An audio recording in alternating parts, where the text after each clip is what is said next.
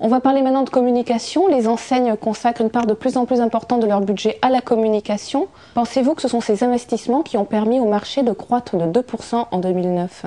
Très franchement, j'en doute. Je pense que l'avenir passe par l'arrêt de cette course au budget de communication. D'abord, je pense que d'un point de vue économique, ces dépenses de communication sont démesurées par rapport au poids du secteur, pour une efficacité économique qui, pour moi, n'est pas du tout démontrée.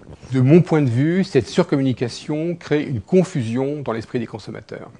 Parler plus fort que les autres à la télévision, ça peut être utile pour fédérer un réseau, encore que, mais ça ne crée pas de valeur ajoutée pour le consommateur.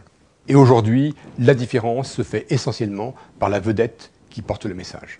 Quel type de communication faut-il adopter aujourd'hui ? Je pense en particulier à une communication plus personnalisée, plus ciblée. Dans le monde anonyme dans lequel on vit, chacun d'entre nous a besoin d'être reconnu en tant que personne. Et je pense que le marketing direct a un grand avenir devant lui. Et je pense aussi qu'on devrait davantage investir sur le point de vente, sur son emplacement, sur sa taille, sur son attractivité. Et je pense là aussi qu'on devrait investir davantage en formation.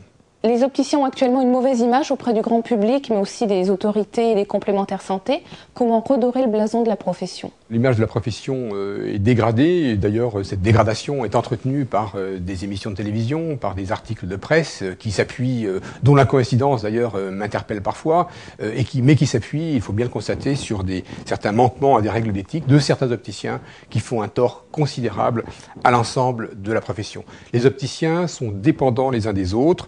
Il faut que ces agissements cessent et je me réjouis de voir qu'un nombre croissant des acteurs du marché de l'optique mettent en place des chartes, mettent en place des procédures internes et sanctionnent ceux qui ne respectent pas la règle. Je pense aussi que le syndicalisme professionnel serait à même de promouvoir l'image de la profession et je ne peux là aussi que regretter la division syndicale dont la profession n'a vraiment pas besoin et qui traduit plus des questions de personnes que des divergences de fond.